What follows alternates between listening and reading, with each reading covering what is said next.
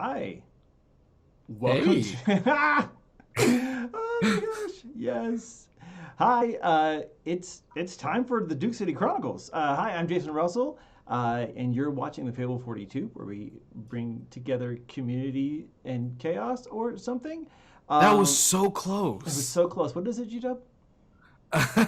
We build community through friendship, gaming, and We build chaos. community through friendship, gaming, and chaos. You were watching what is basically the last episode of the Duke City Chronicles because we finished it, and this is actually live. We're really here, and yeah, and we're gonna be doing some Q&A where I can finally tell all my secrets without having to hem and haw and everything, and just explain everything that was going on in my head for this game and all the lore and stuff that did make it and didn't make it. And so I'm just honestly really thrilled to do that. So yeah, I think that's what we're going to do today. I know that GW, you are a huge note taker, and I know that you have a ton of questions. I've seen some of these questions before, so I'm excited to answer some of these. Hey, Distal, how's it going? But yeah, do you just want to jump right into it? We might have some of our other friends jumping in here later, but for right now, it's just going to be us. Let's go. I'm down. Let's do the Right on. thing. Let's do the thing. I even made our put our little like character things up. It's so pretty. Distal, are we live or do I just assume that you're going to be here? Oh wait, that just proved it. Uh, So, I have two burning questions, but I'm gonna ask those a little bit later. Maybe mm, end on those. So I'm gonna skip number one and number two. Let's see. yeah. All right, and these are not in any particular order. Yes. Um, so let's start with okay. One of the main missions that we had was to take the Ring of Solomon from Maxwell, Yeah. but I think maybe it might have been just me, but why did he have the ring in the first place? Why did Sonny have it in the first place? Not Or not Sonny, Maxwell? Maxwell. Like what was he like? What was his purpose for it? So he hired Doris Payne to steal it from Sonny. Mm-hmm. And the reason he wanted it is that uh, he knew Sonny existed. He knew that Sonny was a demon. He knew that Sonny had always claimed, non-involvement, only minor things because he's on sabbatical. And that's the truth of it is he really was on sabbatical. He was kind of just getting in touch with humans to better understand how they worked as to make better deals in the future. Mm-hmm. Um, Kind of things like a working retreat, if you will. So, but I don't think Maxwell truly believed that push to shove that Sonny would stay Switzerland, would stay neutral. And part of it is that demons, or at least Sonny, are unaffected by the reality shifts. That's So actually that to me anyway. That's kind of self-explanatory. That makes sense. yeah, so he when things change, he knew, and even though in that revised timeline you guys were in for a little bit, where Mm-hmm. that's where Fiona made a deal with Sunny. That's Mm-hmm. why the deal was still in place when you guys got back to the main reality. So all of Mm. that being said, if Maxwell had a ring that could trap demons inside of it, and Sunny knew he had it, that helps guarantee that Sonny does not get involved. Interesting. It's an Got it. insurance Okay. policy, that's it. And the reason Sonny has it is so that no one else does. Mm-hmm. And I guess that makes sense because, well, at least what I took from it when you told me that Maxwell couldn't affect my weapons Yeah. or my Mm-hmm. stuff because it was like not of this realm. Yes. That makes sense that like Sunny he might couldn't also affect be, Sunny. yeah. Yeah, Yeah, he's not of this realm either. because the realms of heaven and hell, as I conceive it, are just kind of polar opposites on that Mm-hmm. spectrum, and they both exist outside of time. Right. And so they're not affected by this. Gotcha. All right. All right. So it was literally just like a safety net, like just in case. Yes, just in case. Interesting. Yeah. Okay. Um, Another question about Maxwell, the big bad. Um, so this you may have explained already, and Okay. maybe I just dropped the ball. Okay. Um, how did this all happened because of Maxwell's kind of, undying love for his wife, so romantic. Um, and wanting to get her back or fix the world. Right. Um, the thing, my question is, again, and you may have already answered this, but how did Maxwell's wife die? I think like I never gave a lot of thought to it, but I think at the very least, it was one of those diseases that modern science can't cure, or at least can't cure reliably. I Mm-hmm. think I probably said cancer because that's a really big one in that category. Mm-hmm. And so when about the same time she was going through her final battle and then also died of this terminal illness was also the same time he was figuring out that there were weird things happening with uh, some of their test results at the Atlas Project, which is what the trestle was called in real life too, and the EMP stuff and magical effects. And so the confluence of those two things coming about made him realize that maybe this is a solution for what science can't fix.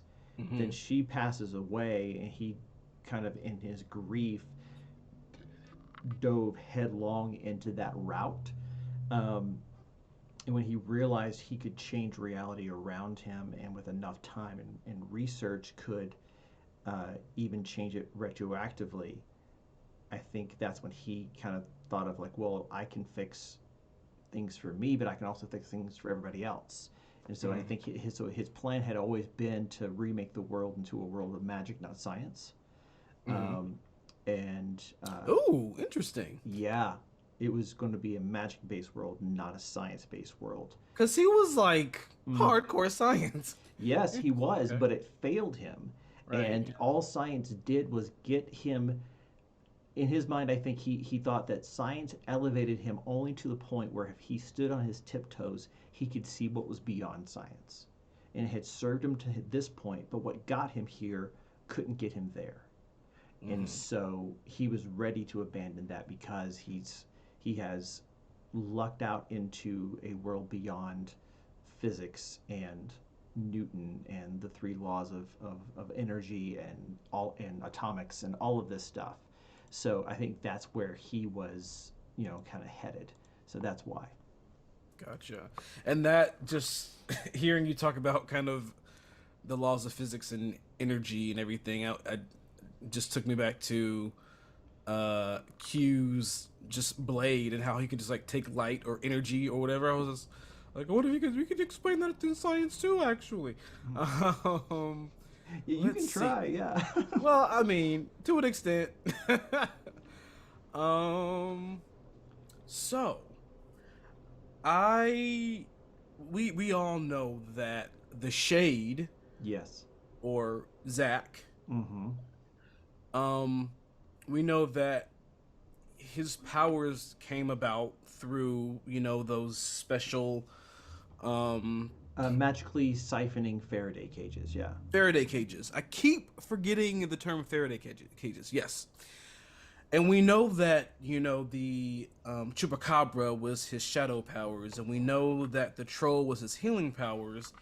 But my question is, because I feel like there was something else, what were all the monsters that made up the shade? There's only three, and you got two of them: the chupacabra for the shadow walking, the troll for regeneration, and then for enhanced strength Hmm. and speed was a ghoul,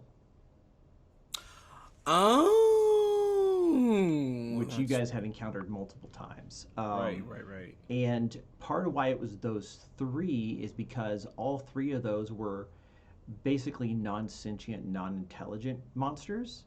Mm-hmm. And they were all way less powerful than the initial test. So the initial test back in episode 5 with the Obsidian Order was it was a vampire put in that. Mm-hmm. And the vampire is so powerful that it was not only able to give elements or aspects of its power to four different members or three different members of the Obsidian Order at the same time. Mm-hmm. Um, it also started to corrupt them, Mm-hmm. uh, morally and mentally.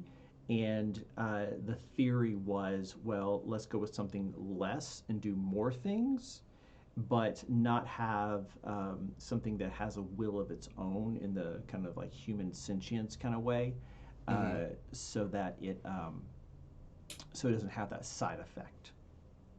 Interesting. So the four members of the was it four or Well, three? with Chet, it's four. So Okay. it was Kyle, the magic user. It was Mm-hmm. Sophia, the kind of who could fly and Mm-hmm. did blades and was really quick, and then it Mm-hmm. was Zach, who was super strong. Yeah, So all of those three, all those different powers came from the vamp that was caged. yeah, So that was all that came from one monster. from one monster who we learned later his name was Ezekiel. Yeah, Right, right, right. He flew off into the night. yeah. Awesome. Okay. What's next? Oh, so this is one that's kind of been on my mind for a while. I thought we were gonna see it in the last episode, but it we didn't, which is fine. It's cool. Everything was great. But if we had ever seen Grandma Hernandez transform into her true self, Mm. what would we have seen, Jason? Um, you probably would have seen about a 7 to 8 foot tall werewolf. In my werewolves, I always envisioned them kind of like um, the gosh, I'm trying to think of a good example because like the werewolves in Skyrim are kind of like really lean. Mine are Mm-hmm. very like bulky, Mm-hmm. more like the old card game Rage, which is a werewolf trading card game from White Wolf, who also did Vampire the Masquerade.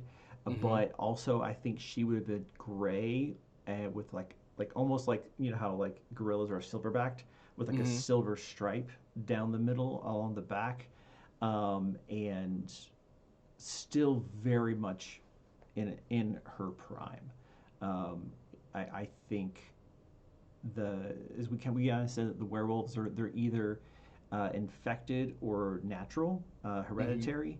And the Hernandez family was a hereditary werewolf family, which we've established, Mm-hmm. and it also lengthens their life. And I had dropped like a few hints here and there that she was at least 400 years old, Mm. um, because so in New Mexico, and here's the thing you have to remember is when it comes to the Duke City Chronicles, I take all these wild things that are absolutely true about New Mexico and Albuquerque and just put a little English on a little spin because that's all it takes to make them work great for an urban fantasy like Monster of the Week.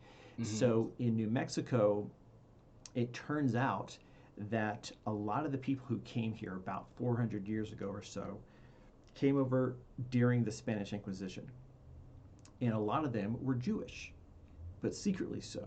So to escape that persecution, they came to the New World, and New Mexico was absolutely 400 plus years old. Albuquerque is like 300 years old at least, and so there's a lot of families here that will like tear down grandma's old house or do renovations of her old house when she passes away, and their grandma got it from their grandma, kind of thing.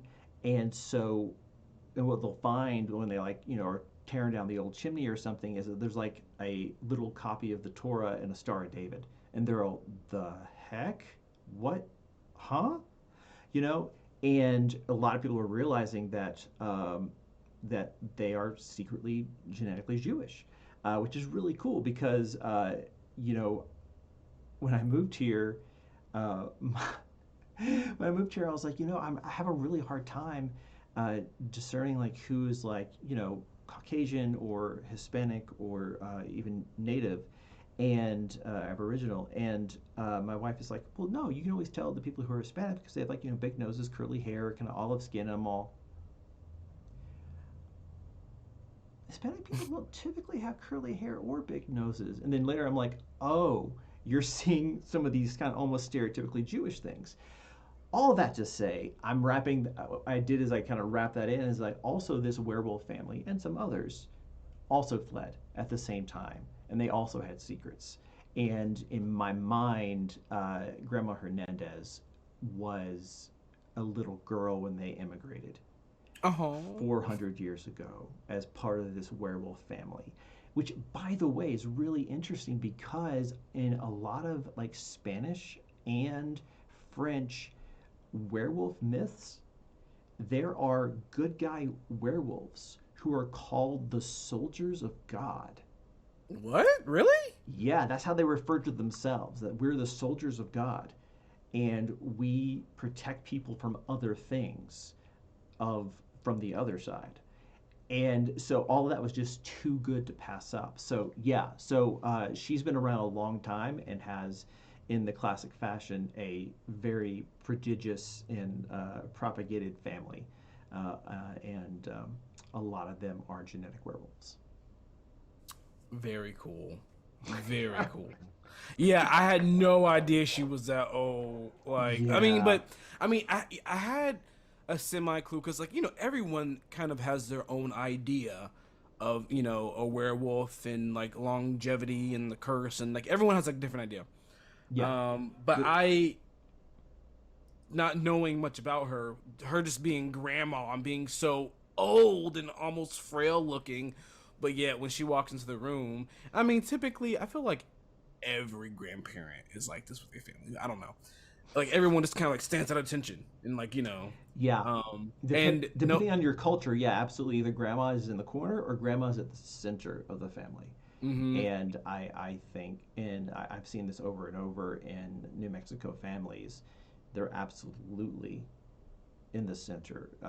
Hispanic families are absolutely matriarchal, Mm-hmm. and it's the oldest one that's in charge. So yeah, she absolutely has that commanding presence, like you're talking about. Mm-hmm. But I just felt like she was um like some kind of like ancient wolf, So, and I was like, what do Absolutely. you actually look like? But I love that. I love that. Let's see. Okay, so this is you. This literally happens to like almost every living person ever who plays any game or does anything or likes to make strategies and make plans. Da, da, da, da. We always look back and be like, oh, but what if I did this though? But what Yes. if I did that? Oh, that would have been dope. Blah, blah, blah, blah, blah, blah. My question to you is, because this ability works on monsters and monstrous hunters and just in so maybe monstrous powers, let's say. Okay. What would have happened if Q would have done cast out evil on the shade? Oh, interesting. That honestly never occurred to me because you got it so late in the game, comparatively Mm, speaking. Um, but I like the first thing that comes to my mind now, which makes me think that this is what would have come to my mind back then, mm-hmm. is that you might have been able to like turn off his powers for like a round to interrupt that signal flow. Or alternatively, he would have to like escape into the shadow realm Mm-hmm. and then a round later come back. So either way, it would be a temporary disruption of his plan, of his ability to mount an offense as it were. So yeah, that's I think probably what I would have done for something like that. Darn it. Ah. Because it was it's funny because it was in my mind at one point, like back in like the earlier stages of when I was like planning of like, okay, what am I gonna do? You know, like, oh, what if I did this thing and then maybe he'll be powerless for a second? I can punch him. I don't know. But yeah, that was just a thought. And there was another thing there that I wanted to elaborate on. What was it that you said that it would nullify him? So we all know that the signal, the powers were kind of from the signal of his H harness. Yeah. One of my other plans that I'm pretty sure I asked you about like months before we even like got in the nitty gritty. Like if I had not just been like attacking him, but attacking his H harness. Yeah, could you have cut it off of him and therefore remove his powers? Uh huh. Yeah, absolutely. Ah! All It, that struggle, but no, yeah, it's fine. It was awesome. like for you though, it would have been absolutely a requirement of precise strike, which is a special power you have. Mm-hmm. Q had, so that you'd have to get like what a full success, and then also roll precise strike and get a full success on that. So it wouldn't be Mm-hmm. easy, but it was one of the ways. And so you know how in Monster of the Week, every monster has a weakness, and without exploiting that weakness, you can never truly get rid of them. Mm-hmm. Um, I statted up the shade, Zach, like a monster, and his weakness was the the signal, right? So unless you got rid of the monsters in the cages, interrupted the signal, or took off the harness, he was going to keep coming back like a monster would. Mm-hmm. So that's that kind of game mechanic there. But yeah, without that, one of those kind of three options that I kind of foresaw, there's no way to really truly defeat him. Gotcha. I did have that in mind. I was just like, ooh, and of course, everything's always like cool and epic in your mind, right? So like, I Yeah, was just like, oh yeah, I'll stab him and the harness all in one. Ugh. But no, that's yeah. cool It always looks though. cooler in your head. Yeah. It always looks cooler in my head. Let's hop over to one of the other strong um, kind of NPC characters that was heavily involved Yes. in this whole end of our reality situation. I want to talk about Avi. Yeah. And a thought occurred to me. I think of kind of like after the fact of everything has like happened or whatever. So Avi now is bonded with Eubank. Right. Which I did So not see coming, and not in a that was million pretty years. crazy. Not in a million years. There's no way I would have been That able to was foresee pretty. that. That was pretty awesome. That was pretty awesome. So the question is, how has Avi's new identity changed him and Chet's relationship? Ooh, him and Chet's relationship. Mm-hmm. So that's really interesting. So the way I think of um, UV, Eubank and Avi put together is that they are a techno-organic organism, something truly new, I think. Um, and I think, huh, so I said this once, and I don't know if you guys believe me, but I have a three-act fan fiction of what Chet does after the events of the Duke City Chronicles. I didn't know. I did not know that. And it's not even a joke. I'll send it to you. But Please do. where he and Eddie from episode one, who helped him up on the mountain, they go and make this little like monster hunting unit together. That is a big panel van that basically the story centers around Chet teaching Eddie how to be a hunter because Chet knows he can't just do nothing, but he also is not a field guy, and so he needs someone who's a little bit more brawny to go and do the stuff.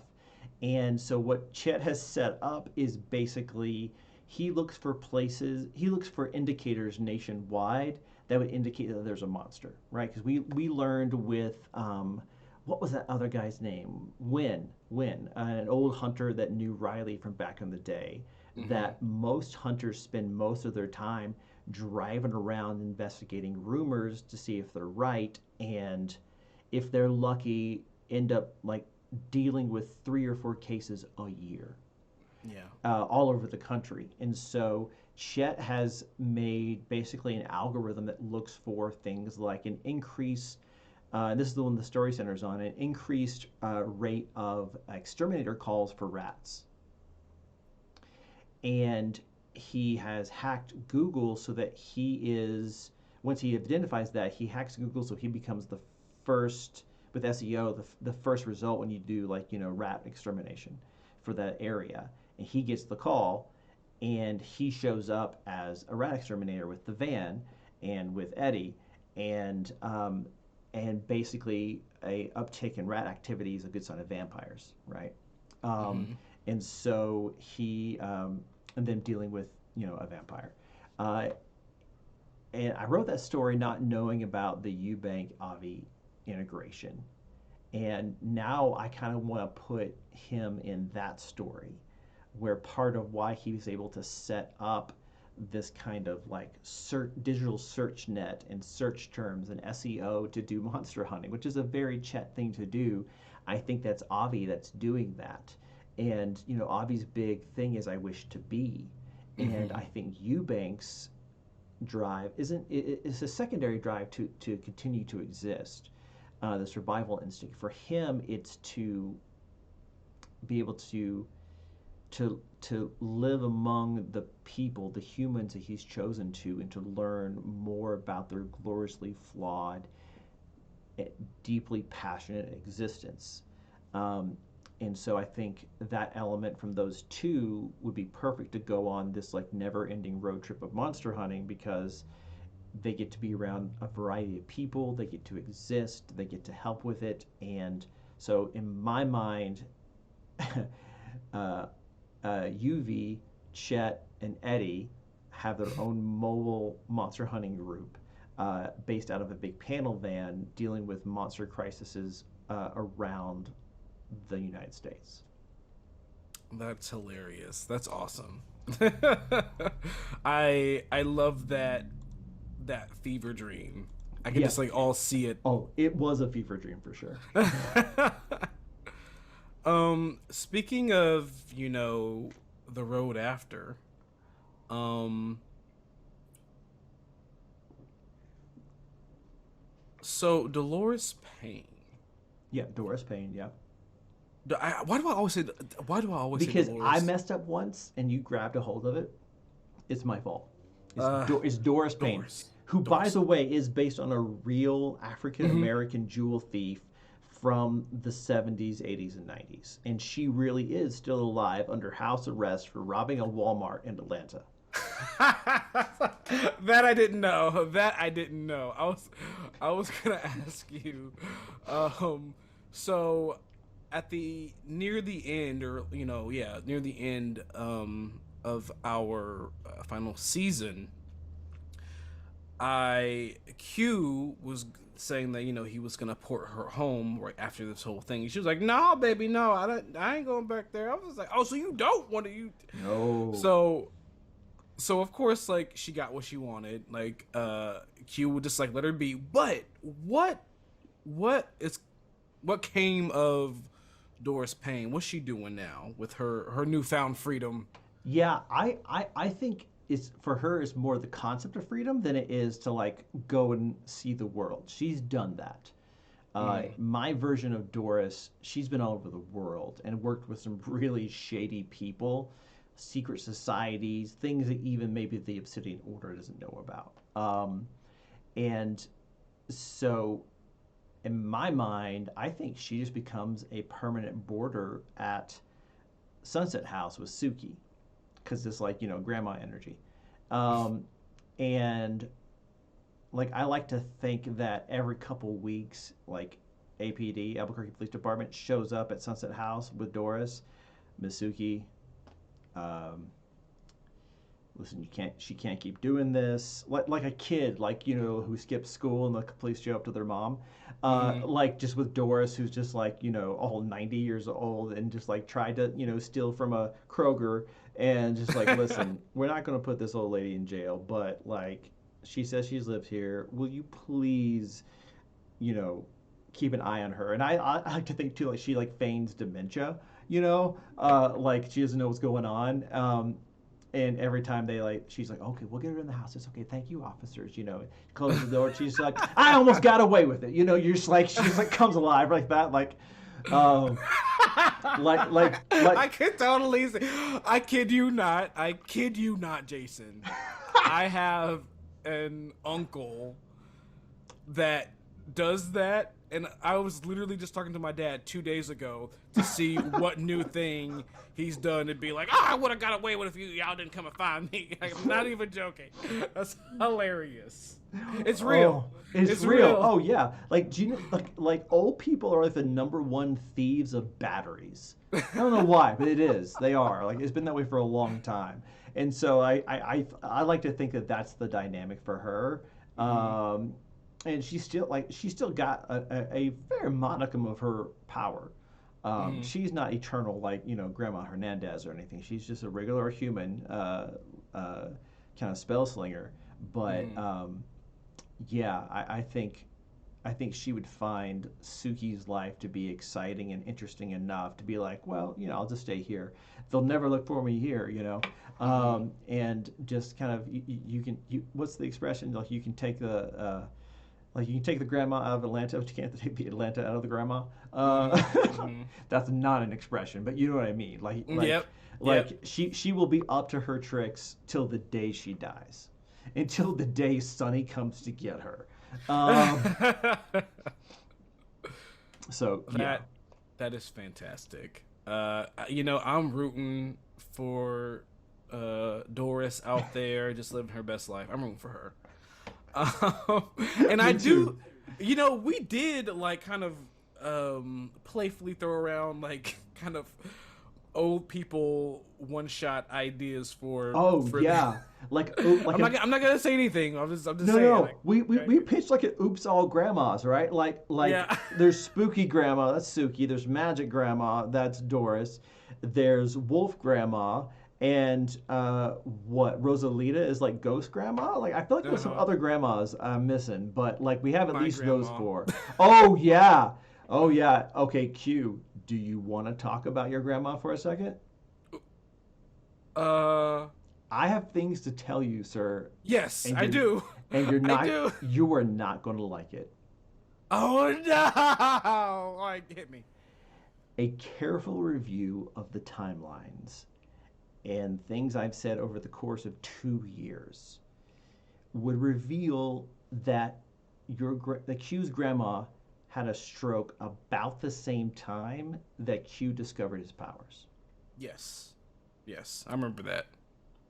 Those are related events. Go on.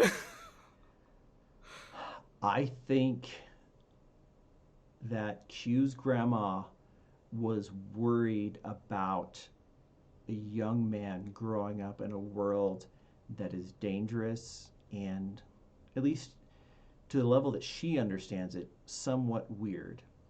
Mm-hmm. And I think that there, like the way it is in my mind, like there's like a moment of intense prayer, or almost like a dream that she has where she's like, yeah, I would do anything to keep this boy safe. And there's almost an arrangement that's made. And Dimphna agreed, and she had her stroke. That's what she gave up, was her speech, in order for Dimphna to choose a new champion, which was Quavon Whispers. Wow. Wow. So there is a version of this that could be summarized as Dimphna did that to your grandma so that you could have powers. There's another version of that same exact series of events that says your grandma loves you so much that she gave up the ability to talk and some of her health in order to help keep you safe which unintentionally helped keep the world safe. Wow. And it's so funny because like I'm not I think it was only touched on like a little bit, but um of course you know all of, the things I wrote for Quavon and stuff Oh about how he's, the only child that his parents could have because his parents, just couldn't have kids for medical things and like just bodily yeah. things, and so he was like a little miracle. But just to hear that grandma had handed it too, I was like, oh my god. Wow, emotions. That's fantastic. Thank you, man. You're welcome. I Thank was you. so scared it was going to like come out somehow in the game, and Q would be like, "All right, that's it. I'm going to take down all of heaven. I'm going to burn it to the ground." And historically speaking, that doesn't go well. But Yes, I mean, I'll be we've here read the for it. books. Yeah, I read the book. It didn't go well. So yeah, but like I'd be like so down for it. But like that's part of why I always joke that all of y'all are like warlocks. All of you made a deal of Mhm. some kind to have what you have. It's just In my that case, it was my grandma who made the deal yeah, for me. yeah. In my name, I didn't even know. For Q, Grandma was the co-signer on that loan. Yeah. Oh man. So since we're on the kind of divine train right now, All right. um, let me scroll back up to that question. Oh, Like I said, all of my questions are just you can tell that a rambling man kind of just like wrote these questions all out of order. So let me see. Where is it? Not that one. Not that one. w- w- can you send me the list in case there's something on there? I'm like, oh, you don't know how close to like a bone you had here. I will send you that list. All right. Oh, Go ahead and okay. ask your question. So here is this one. All right. So when Q teleported in front of Dimphna, Uh huh. I distinctly remember the words you used Mm-hmm. um, to kind of describe the scene. We kind of went from me and Riley kind of warped from one place to another to another. They were just like a whole bunch of failed teleportations because I just couldn't roll Yeah. well It that was it day. was three in a row where you're taking someone with you before you learned how to do that like well. Uh-huh. And then we ended up in a place. You said that we are somewhere yet nowhere, Mm-hmm. and it was a beautiful display of words and visual things. I Yeah. found out the wheel within a wheel, and then like the wings under hooves and all the things. It was beautiful. It was completely beautiful. My question to you, Jason: where was Q? That nowhere Mm-hmm. but somewhere. Yeah. Where was Q when he teleported in front of Dimphna the Archangel? You were outside of time. You were in her domain. You weren't dead, but and you weren't in heaven, but you were outside of time. Um, you glitched through the map, as it were, and um, being outside of time, outside of reality, and being in the presence of a non three dimensional, heck, even a non fourth dimensional being, the human brain isn't meant to interpret that, right? And by the way, I think I told you this, but like the description I gave you is straight from the book of Ezekiel Mm-hmm.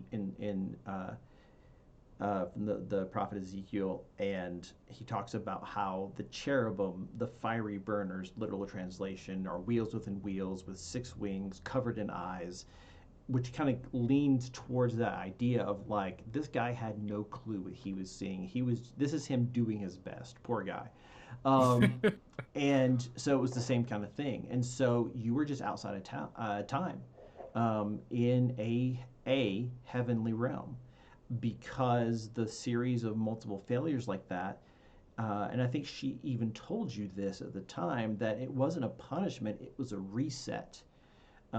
She intervened on your behalf, pulled you out, retooled you, and fixed you, and then put you guys back. But it took some time for you to align with that tinkering, which is why for a lot of those episodes in episode 5 you couldn't teleport. Now I got to play it as a hard move and a punishment, which was awesome. um, but yeah. So can you send it to me in Discord, because I can't open that because that's how I'm streaming. Ah, Thank gotcha. you. Okay, So we'll yeah, do. so that's where you were. You were in like the foyer of heaven. Let's go with that. Heaven's foyer. Okay, okay, that's cool. That's real cool. You were in Angel's workshop. You're in her garage. She's tinkering with you. I will say, that gave me and my religious parents amazing homework to do, because I was like, hey, so you guys, so have you ever heard of Wheels Within Wheels and this and that and like they had a field day of like kind of going through, all I of the love that different, so much. My like, my stupid game caused a Bible study. Listen, that makes me happy. Makes me so happy. it was, and it's so funny because like my dad, like so like we're Baptist Christian, so my dad's like a deacon, so he does like tons of things for the church, and Right. of course like Bible study is like a huge thing, and he also went to school for crap, what's the word when you go and you like study religion? Seminary? Biblical Maybe. studies. Maybe, yeah, maybe it was that. Maybe it was Yeah. like biblical studies and like just religious studies in general.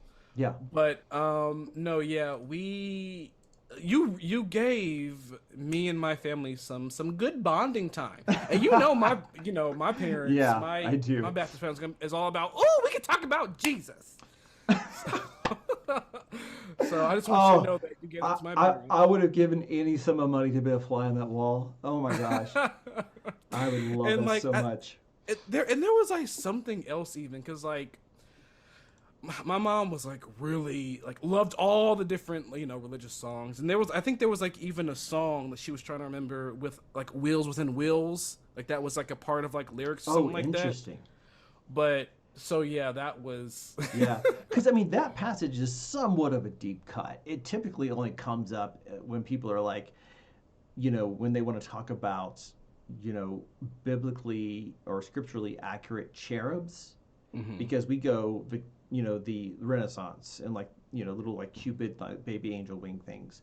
But like cherub translated from the Hebrew means fiery burners, or the burning ones, Hmm. and they are buck wild and terrifying. They are. Um, It's very Eldritch horror kind of. it is. I accidentally ended up in like the wrong side of the internet when looking for like angel inspiration or Pictures? whatever, Yeah. and especially when I was like typing in certain things, Oh, yeah. I was like, oh god. Why is it like this? Yeah, no, absolutely. Which, by the way, if you look through, the Jewish scriptures and biblical scriptures, like almost without exception, almost every time an angel shows up, the first thing out of their mouth is "Don't be afraid." Hmm. There's a reason for that. From some of the things I saw, I could, yeah. Hmm. Yeah. A thousand eyes are like, don't be afraid. I bring you great tidings of good joy.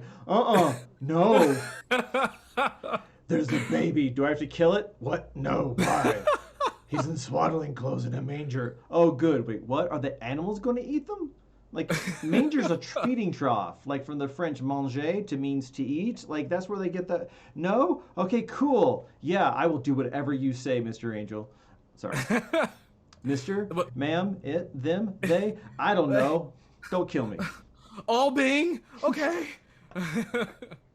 But since we're still on the kind of, I guess not, we're more like on the Eldritch train now, which I'm all about. So let's talk about Let's some of go. our out of time beings of Duke City. Um, One of like the burning questions, because so being lovers of fantasy and different things like that, and different kind of like theories and whatever, we've all heard about like oh, the oldest a witch is, the more powerful they are, or the oldest a being is, the more powerful. We've heard that. Right, right. And you've already kind of said multiple times, and even backstage or whatever, when we're just like kind of joking off camera, we were like, oh, we're all warlocks in our own way. So my question, I can't wait to answer this. who is older, Sunny the Pond Demon, the nameless demon inside of Fiona, or Dimphna the Archangel? Who is the oldest? Yes.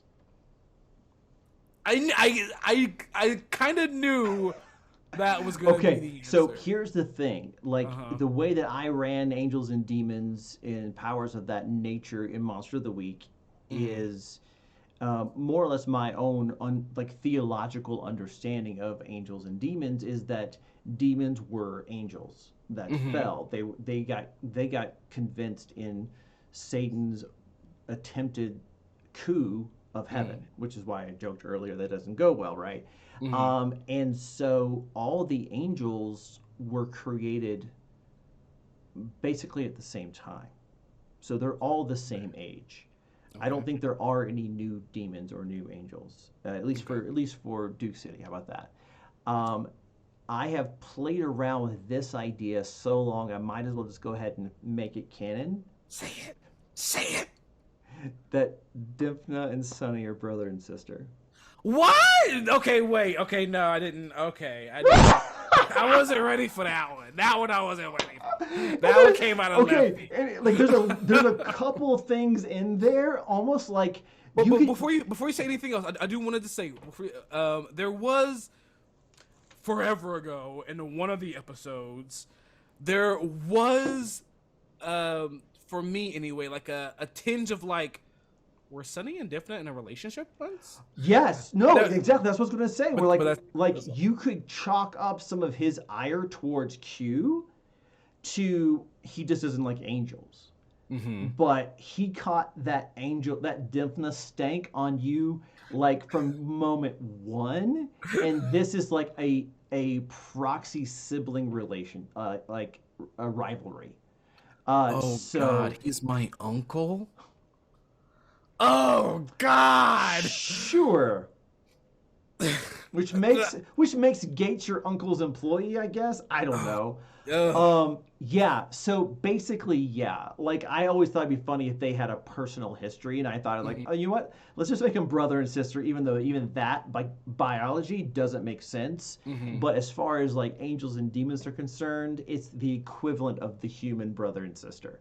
I do remember, like in the early stages of meeting Sunny for the first time, and of course, like Q had to be like all mad, like what talking to demons, what the but there was I do remember like a scene where Q, I guess, tried to ask for guidance from Dimphna to like see if it's okay to like talk to or whatever this to Yeah, Sunny. that was And then like I think episode if one memory or serves, three. which Like, yeah, right. This is really old. Yeah. yeah, if memory serves, which it probably doesn't, but I think I remember you saying that like you get a feeling that's like yeah, like why not or something like that. Like almost indifference, which is a little Yeah, odd. Yeah, right. yeah. So Yeah. that's wow, that's What? interesting. Yeah, it's like That was good. whatever. I mean, don't talk that jerk. You can. Tell him I said hi or whatever. Yeah. Tell me his vegetables. Yeah. And I do love one of the later. I think this was more recent, where I think Q might have ported in Fiona or whatever, and then hijinks ensued, and he was like, "Don't ever do that," and don't and tell your sugar mama that she can't be up in here either or whatever. Mm-hmm. I, I uh, I I would have to go back and look, but I may have done that thing I do sometimes where I start one word and then change it, usually for comedic effect. mhm. Um, where he might have said, "Go ahead and tell him like start with an S, like Mhm. sister, but change to sugar mama." Like that feels like something I would have done. I don't like this may be revisionist history, but yeah, yeah, That he would have that. That would be so. What do you call something like that? That's like so deep in theory, like deep. There's a phrase I can't think of because it's kind of out of my like wheelhouse, Your but sphere, yeah. yeah, like that's like a deep theory. Like I I love don't. it. I love Yeah, that. I don't even Tell my know. your sister, your sugar mama. Hmm. Yeah. Oh, so many hidden secrets. So speaking of, um, graceful age, I'll say. Speaking of graceful age, my next question to you, that's completely out of order to like what I've sent you, Yeah, yeah, yeah. is we know that Fiona, even though in this day and age, in this time, if somebody were to look at Team C4, they would be like, okay, Suki is the elder. Suki's the wise one. Suki is like mom. Suki is, But we know that it's actually Fiona who outdates us all. My question to you is, how old is Fiona? Okay, so I'm looking at my private chats with Anne. Oh, Um, endless scrolling. yeah, no, no, it's not that much. She and I don't talk as much as like you and me. I Um, can't stop talking to you, man. You're just I, really I, I, awesome. I never want you to stop. Um, but it's at least 400, maybe more. Oh, so she's like Grandma Wolf age, Yeah. possibly. Um, I'm looking right now. hmm And also, you probably have already seen this in like the lists of over 20 questions I just sent you. But I'm sure you could tell like some of those were meant for not you, but like for a player. So Yeah, you ain't yeah, gotta worry yeah. about some of those. No problem. Love it. Okay. Yeah, I think it's maybe like, uh, if memory serves, I want to say like no more than the 1400s, maybe as early as the 1600s. So that's the range. Um, where basically the demon inside of her got was rampaging, was on the earth and was making a bid for like all of Ireland, you know. hmm Um, and at the same time, they accused Fiona of being a witch. Now, Okay. it happened that they were right that time. She was. And so some other person who was just as much of a witch as she was in the whole hmm spell slinger way, but was like a holy man, found a solution to punish her and trap it by merging them together, which, if you're paying close attention, is just the origin story of Etrigan from DC Comics and Jason Blood, which I Ooh. love that story so Yeah. much. And so that was my like quick and dirty, like, yeah, well, let's do Etrigan. It's fine. Oh, I Um, wish I like Etrigan more so I could like relate to you more on this one. I I yeah, I I always like the idea of him, and I like so the way I was introduced to him was through DC or what is it? oh, like DC, like The Justice League show though, the Unlimited. show. Justice League Unlimited. Yeah, that's how I was introduced to him. I never saw him in the comics, so but in the show he spoke in rhyme, and I was like, Yeah, that's really cool. yeah. He's an But that's as order. much as I know. He's an order of demon that I think they borrowed from Virgil in, or no, from Dante, Dante's hmm Inferno, of rhyming demons as one of the orders. They're pretty high up actually. Hmm. And that's why he speaks in rhyme, which is also why. So Jason Blood, the Arthurian knight who was cursed to trap Etrigan, says, "Gone, gone the former man, let loose the demon Etrigan," which is also why it's rhyming couplets to trap and release demons in Duke City Chronicles. So do you remember that Suki kind of found out some of them? Um, so Yeah, I do remember.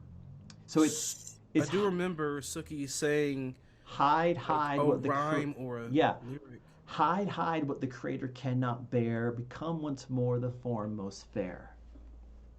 Like, I'm completely ripping off Etrigan unashamedly. I'll do it again. Um, and I'm trying to think if I can know where the other one is, but there's a matching one for the other. Oh yeah, see what was hidden from the creator's eye, or touch the skin and heart with fire. Yeah. I love those. And like, so being someone who like I just always been really like into, the fantasy magic genre, and like, and I was a huge fan of Charmed, the show. Oh 'Cause, like, yeah, dude. I don't know why it is, but I love me some rhyming spells. I love me some rhyme. So I just want you to know that you putting that in there really was like, it like touched something Yeah, it does, doesn't like it? I was like, oh, something's happening. There's rhyming afoot. There's rhyming. This is special. This means something. Yeah, I think it's hard coded into all humans. Yeah, but I appreciate that you like that. But yeah, that's where Fiona came from, and basically has more or less like kept it on lock for a while and come to some kind of like subconscious agreement, which kind of helps fuel her magic abilities, which are way stronger now than they used to be before the merging. And she worked for the Obsidian Order because they're like, we're going to keep a close eye on you, but it'd be a waste to not utilize your talents. So we can accomplish both things by making you an agent. And her career got derailed for being missing for 75 years, but the time. It was a mistake. But was it though? But was it? But was it though? Okay. Do you want to know the name of the demon? Okay, so here's the thing. Yes, but before anything is spoken, have you given any thought? And like this is like literally a passing question. There is like literally no plans for anything. Have you given a thought to like this being some kind of plot hook for like a one shot or anything? That is very interesting. Because the Duke City Chronicles is over. It's done. The story I wanted to tell has been told to a high degree of satisfaction for my own heart and mind. However, I will say that's an interesting question. And what I will say, then, giving that consideration, is that it's one of the demon names from Dante's Inferno. I went and did research, and I found a name that I really liked. And Awesome. I know what it is. I know what it means. I know why. And this is the first time I've had been coy in this entire thing. Wow. Okay. Cool. So yeah, it does have a name. It translates to. How about this? It translates to. I don't know. I don't know. Okay. I mean, I think I definitely want you to tell me, like, definitely off camera if anything. But will that be giving too much if you say what it translates to? Yeah, maybe it will. That's why I put it in your Discord. Ooh, I like that. Okay. Yeah. Okay. And now I'm deleting it so Anne can't see it. Oh wait, did you put that in the main one? Yeah. Sorry. Oh, speaking of time travel, Cup of Tiefling is saying hi from Saturday. They are in the future. Nice. Oh, they're in Australia? Or they'd have to be. Or China? Yeah. I have no idea. I have to look at a map. But hey, welcome from Saturday. If anything happens, it's your job to tell us ahead of time to be like, yo. Yeah, if you don't. Look out for this. Thank you. If you don't, it's on you. All right, what are some other questions? We got probably time for like one or two more cues. So like, what are the burning ones? Oh, snap. Okay. All right. Well, let me scroll back to number 1 and number 2. Okay. So, this has been lingering over my head nearly the entire game. I just nearly the entire game. This is lingering over my head specifically. Jason. Yes. If if any one of the hunters became doomed at any point, all lucks are gone. Yeah. What would have happened? What would you have done to us or to that person? Okay, so doomed is when you run out of all 7 luck for your character. And Mm-hmm. mechanically, what that means is that I can make hard moves against you, not just when Mm-hmm. you fail on rolls, but because I Mm-hmm. just feel like it. Um, I'm just in the mood. yeah, I'm just in a mood to just cause some mayhem. Um, and so that means that that character would have just basically bad luck all the time. Um, it doesn't mean I'm trying to kill you. It just means that things would rarely work out in your favor. Um, so yeah, it would just make it things. It would basically be playing on survival mode or hard Okay. mode, right? Mm-hmm. As opposed to like normal. Um, so I mean, yeah, like I mean, the way I've always thought about it was is like, okay, as long as they don't expect us coming, this Mm-hmm. plan will work. Those kind of statements would be like, well, of course they know that you're coming. You know, in my mind, I'm like, well, because you're doomed. Yeah, Um, because you're doomed. Of course, you yeah, just jinxed yourself. yeah. Or every time that like, you're like, if you think back to some of the most tense situations where you're doing a kind of a very typical monster hunt and you're just like, Mm-hmm. man, I'm just glad the police didn't show up. The police would show up every time. They would have been just around the corner on a break. Someone would have seen and called, and there was a guy already en route for an unrelated issue that Mm-hmm. this now takes precedent. You know what I mean? Mm-hmm. Like that kind of stuff. Where monsters who have minions, like the homunculi, where the scenario originally didn't call for the homunculi would absolutely be there. Good to It's know. Good. just playing on hard mode. Good thing I always held on to that one luck. Oh boy. Oh my gosh. I will never forget, Jason. I will never ever forget the The time you one-on-one burned talk that through we. them, yeah.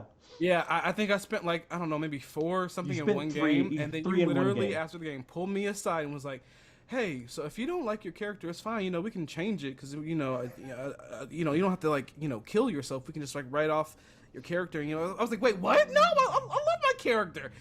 You sure?" Because you're Because spinning that luck an awful lot, and you realize at that point you're like, oh wait, it's gone, gone. I'm like, yeah. yeah. I want to say the way I remember it, and I could be wrong, was I chose to say it that way so you would get the how important it was. Okay. I didn't actually think you were trying to get rid of your character. Okay. I I thought it was genuine. well, I mean, I was here's the worried. thing. I was like, "Oh no!" It read to me that way, and I was like, he probably just doesn't know this, but I'm going to say it to him that way so he gets how big it is, how big of a deal this is. Like if you want to try some other characters, we can go ahead and start making those. Like, whoa, what, no, wait. You put the fear in God of me. Good job. So You're for the welcome. last question, since Duke City Chronicles, even though we have fixed the timeline and stopped jumping dimensions, let's look one last time between the breaks and possibilities. All right. Yeah. So we're gonna look at a another mirror world of us that Okay. maybe they weren't as lucky. You before, I believe off screen, have told at least me that if anyone were to actively die in duty, Yes. that you had a plan for that. I did. So we're going to go to that timeline now. My question to you, Jason, I love how you're phrasing this. This is amazing. if we died, whether, it was just one or if it was the whole group or what have you, how would you have done it to each of us? How would I have killed you, or what plans did I have to like keep the game going? Because listen, there's a million ways to die. There is a million ways to die, and I guess it would kind of typically depend on the situation. Right, because how would you have killed us? I don't have I'm not Batman. I don't have a dossier on how to take each of you down. Okay, that's not strictly speaking true, but Well, how about this? I'll phrase certain it like situations, this. yeah. What after our death, whatever it may have been, whether Mm-hmm. it was a monster, whether it was the shade, whether it was what, maybe somebody fell into the ley line, whatever. Yeah. How would Or you the have? atomic explosion with Doris. Yeah. Yes. How would you have, for each of us, wrapped that particular character up with a bow? Like, Oh would wow. there be like a an ending conversation? Like, okay, so you see your husband, and then Yeah. his arms wide open. Like, I want to know for each of us, what would be the keeper's last words to our dying character? Yeah, and this is particularly poignant because while we've always been a four-man team, there are six players who have been part of this team. Mm-hmm. And so, through scheduling and just life stuff, Mm-hmm. we went from, Katia and Riley left about the same time as we were coming back from 1945. Mm-hmm. And that's the same time that Fiona, who was from 1945, Mm-hmm. and Gates joined. And Mm-hmm. so, Riley gets absorbed into the ley line. And I don't remember if I said this off air or on air, but he's just part of the ley line now. Right. And the ghost figment thing that you guys saw in the Lobo Theater in episode 5 while Mm-hmm. investigating the death of the werewolf was basically, it was Riley trying to give you guys a clue, which is Mm-hmm. really fun for me. Mm-hmm. With Katya, she got a cure for her vampirism because in the real world, there's a select number of people from Europe, especially Italy, who got the Black Plague and Mm-hmm. survived, and now they're discovering that has been passed down from generation to generation, and actually makes some of these people resistant to HIV, which is wild. And so Katya was one of those people, but it also made her resistant to vampirism, which is why she was half vampire. And Very so her getting wild. to choose a new path. Now, when it Mm-hmm. comes to you guys, I honestly, like with Q, it would have been a heart to heart with Dimphna, and maybe even revealing some of the things about the deal that the grandma made. And there's even a corner case where if you were just not ready, or he's mad, or he doesn't accept it, where there is an opening for the spirit of vengeance. Oh, okay. The betrayed and murdered policeman from the episode 0, Mm-hmm. because no one's taken up the mantle of the spirit of vengeance yet. Mm-hmm. And so I could see where, you know, GW would choose a new character, but Q would move on to be the spirit of vengeance, because he's the angsty, edgy angel boy, and that is also a good definition for the spirit of vengeance. Uh, with Suki, it wouldn't be that much different than what actually happened of her getting to see her husband. Um, because in the true sense that ghosts stick around because they have unfinished business, right? Mm-hmm. Um, and the kind of like role reversal is that Suki helps ghosts who have unresolved business to resolve it, but yet she's a living person who has unresolved business, and a lot of it surrounds the guilt of her husband dying, even Mm-hmm. though we realized later that it wasn't her fault, and her healing from that. And so the reason why she never sees the ghost of her husband is that he's at peace. He's moved on. And so it's not until she resolves her stuff and goes to where he is in the reward of the afterlife in heaven that they get to be reunited. Um, because I know that the clergyman always says, "Until death do you part," but there are some who choose not to. Mm-hmm. And everything I've seen and read and seen demonstrated to me says Suki and her husband are one of those couples. Um, and so it'd be much the same. For Fiona, depending what happens, I mean, she either becomes the new BBEG, or she has to now deal with something she hasn't had to think about, which is freedom and mortality, if she becomes free from the demon. Um, and it is, I don't know, with her. I really don't know like what the final thing is for her. Like I could see an offer of her becoming a junior member of the other side, of Sunny's side, Mm-hmm. which is unprecedented, Mm-hmm. or her getting to just go to nothing almost. A soul consumed over hundreds of years of life. I can almost see like I don't want to face the people who are hurt. I don't want to face the good people. I'm not a good person, but I'm not a bad person, and like I don't ascribe to like purgatory or limbo, Mm-hmm. but a few hundred years of just nothing to a person like that might sound really appealing. Um, and then for Gates, man, I don't even know. Like I could see a another chrysalis forming that initially merged Eubank with Gates. That if they die, that there's another chrysalis, and now there's two consciousnesses, and then someone else finds it and becomes this matrix of past lives that gets passed to person, and not always on this planet. That it becomes this hall of records of souls stretching back into generations that a person could have thrust or bestowed upon them.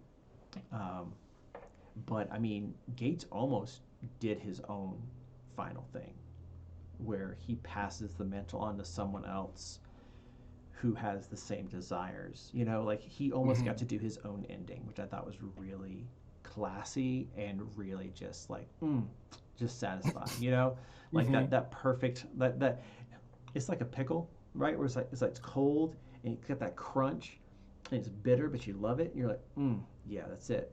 Because bitter, it's perfect. It's like so succinct and clean. When you bite into it, like that was the ending that Stacks chose to give us with that, and I really, really am. I dig it so much. It was really good. It was really And I good. saw your face. You're like a pickle. What? Uh, I wasn't gonna say nothing. I was on the ride. I was on the ride. on the ride. Well, thanks for answering my Yeah, questions, man. Jason. This No was this problem. was definitely eye opening. It was like more than what I got, like more than I thought I would get from my like silly little questions. I was like, oh, this is deep. I like it. Well, I'm glad. I'm glad. I'm just trying to think before we wrap up if there's anything that's been burning a hole in my brain yet with all of this. And I don't think there is. I think I really I feel released. I can pass on now. Oh, wait, no, but not yet though. Not yet I though. don't think there's just any other little tidbit. Yeah, I really think that the whole Difna Sunny and Difna Grandma stuff was the biggest secrets I was still holding on to. But um, yeah, yeah, I think that's going to have to be it. And if you want to know anything else, you have to just message me. I I I, will. I think I'm done. I think I can lay down and sleep peacefully now. I've done my work. It was a blast being on this masterpiece of a game. Thank you for having me a part of your world. Part of your world. Where's my fork so I can cut Yeah. my? um, I'm so thrilled to have had you on this GW from the beginning, and that you said yes, and through lots of starts and stops, what was supposed to be a four-part mini-series turned into a two-year opus with character changes and with hiatuses for scheduling and holidays and all this stuff, that we were still able to tell such a complete story, and that you in particular, I always like playing with UGW. And I would say this similar things to other people if they were here, but they're not, and you are, so here you go. Um, I always love playing with you because there is no deception in your face. There is no guile in your role play, and you wear it all on the sleeve, and it makes being a GM for a game that you're in such a joy. And really, really love it. And I guess, you know, you're invited to the barbecue. Listen, like you're always welcome at my game. Oh, thank you. Really appreciate that because there's been times in the past where I've been like, "Come on, puppy, poker face, come on, you know, we're doing the thing," and then someone would say like, "Oh my god, that was awesome!" Oh wait, I was supposed to say that. No, Sorry. dude, the end of the that fourth episode that was kind of like the cliffhanger ending, or we're gonna keep going kind of thing.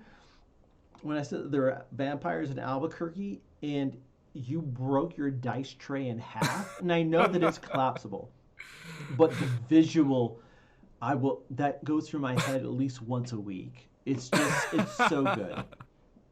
It's so good. So yeah, I will be at the barbecue. bring the coleslaw.